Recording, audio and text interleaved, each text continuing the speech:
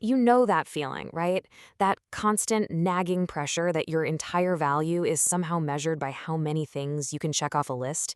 It's a battle so many of us are fighting every single day, this feeling of being completely overwhelmed by busyness. So let's get into it and figure out what's really going on when our productivity starts running our lives.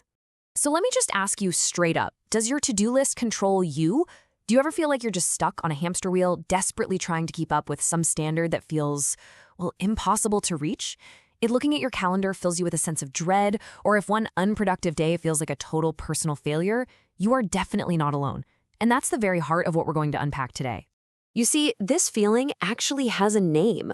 We can call it the productivity trap. It's this powerful, almost invisible force in our culture that has us convinced that being busy is the same thing as being valuable. But where in the world did this idea even come from? Well, it all boils down to this one big lie we start to believe.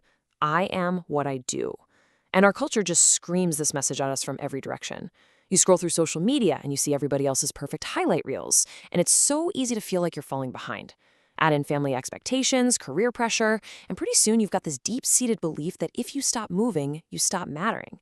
So a bad day at work doesn't just feel like a setback, it feels like an attack on who you are as a person. And living this way, constantly hustling to prove that you're enough, it comes with a really high price tag. Think of it like running a car's engine in the red all day, every day, without ever stopping. I mean, eventually something's got to give. And this is what that breakdown looks like in real life. It shows up as chronic anxiety, as total burnout. It's snapping at the people you love because you're just so irritable. Or maybe it's that weird, detached feeling of being emotionally numb, or just feeling empty inside, even when you've accomplished a ton. These aren't just random bad moods, you know? They are giant flashing red lights from your body, screaming that the load you're carrying is just way too heavy. So what's the answer? Well, it's something that feels totally backward in our world. It's this idea that rest isn't a weakness. In fact, it might just be the strongest thing you can do. From a biblical point of view, rest is way more than just taking a nap or binge watching a show. It's actually defined as an act of faith. It's a spiritual practice where we intentionally stop what we're doing to say, I trust that God is in control and I'm not. You see, when we refuse to rest, we're kind of saying, this whole operation falls apart without me. But when we choose to rest, we're admitting that He's the one holding it all together anyway. And listen to how the Bible talks about this relentless hustle. It calls it vain, which basically means empty or pointless. You can work yourself into the ground, but if it's all fueled by anxiety and this need to prove yourself, it's not the life you're made for. But the second half is the kicker. God grants sleep to those He loves. It's a gift. It's a sign that you're safe and you don't have to earn His approval by working yourself to exhaustion. And you know, there's a story in the Bible that just perfectly captures this whole tension we feel between doing and being. It's the story of two sisters, Mary and Martha. Let's break this down. So, Jesus shows up at their house. Martha, she instantly kicks into overdrive. Her focus is on service, on all the tasks that need to get done, on making everything perfect. And it just fills her with worry. But her sister, Mary, does something kind of radical. She completely ignores all the chores and just sits down at Jesus' feet.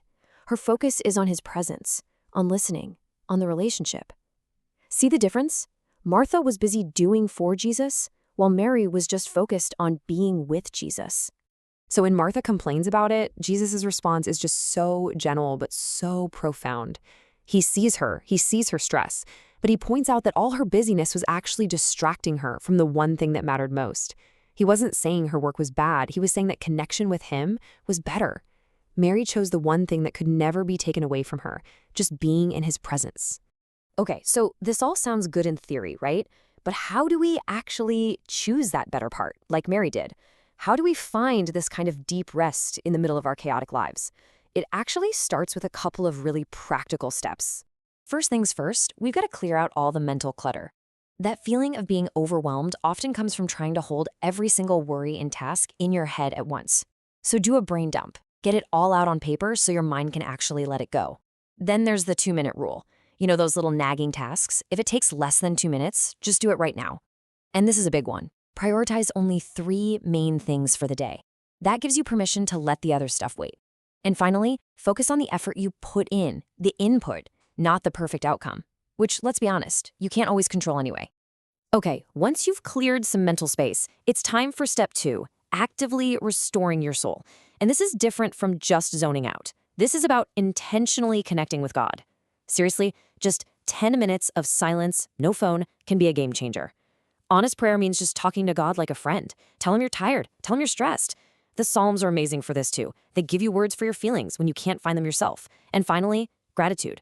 Just listing 3 things you're thankful for can completely shift your focus from what you lack to what you have.